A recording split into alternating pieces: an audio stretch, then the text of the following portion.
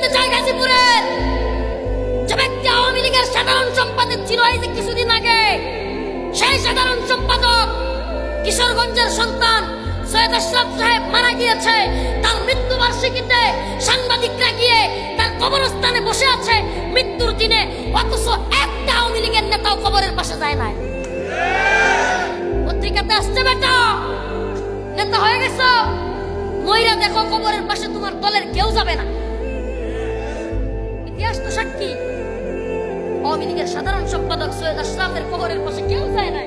সাংবাদিকরা গিয়ে বসে রয়েছে, ভাবছে অনেক নেতারা যাবে, ফটো সেশন হবে, কি বলে এগুলো উঠাবে, কিন্তু কেউ যায় না। দলীয় মিটিং মিছিল, দলীয় প্ল্যান প্রোগ্রামের অভাব নাই। আরে তুমি ওবায়দুল কাদের, তুমি শেখ হাসিনা, তুমিও মরে দেখো, হতে পারে তোমার কবর খালি পড়ে থাকবে, তোমার কবরের পাশে সামনে ওয়ালা লোক থাকবে। বঙ্গবন্ধু মরে গিয়েছে, তুমি নিজেই তো, আমাদের মাননীয় প্রধানমন্ত্রী নিজেই তো বলেছেন এত এত দল, এত নেতা কর্মী, এত বৃহৎ দল, এত বড় সংগঠন, অথচ আমার বাবা মারা গেছে, কেউ তো যায় না। আমাদের মুখের কথা নাকি উনিই বলে। শিক্ষা নেন না কেন? শিক্ষা নেন।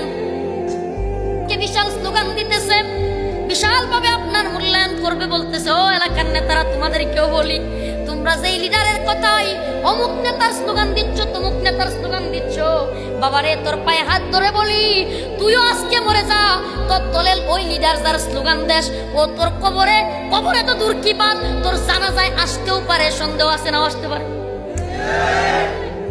এলাকার আরেকটা লোক তোমার মতাদর্শের না হওয়ার কারণে তার মাথায় গিয়া বাড়ি দাও। তোমার রাজনৈতিক দল না করার কারণে তাকে নামে মামলা করো, তারে রিমান্ডে নিতে চাও, জেলে দিতে চাও। ও মুসলমান, ও আওয়ামী লীগের ভাই, ও বিএনপির ভাই, তোর পায়ে হাত ধরে বলি, তুই কালকে মরে যা। যেই লোকটা তোর এলাকার তুই মামলা দিছিলি, হামলা করছিলি, যেই লোকটাকে তুই আঘাত করেছিলি, আমি চ্যালেঞ্জ করে দিয়ে যাই, তুই আগামী কালকে মরে যা। সেই লোকটা তোর জানাজা পড়াবে, খাটিয়া খাদে নিবে, সেই লোকটা বাঁশ কাটবে, তোরে গোসল দিবে।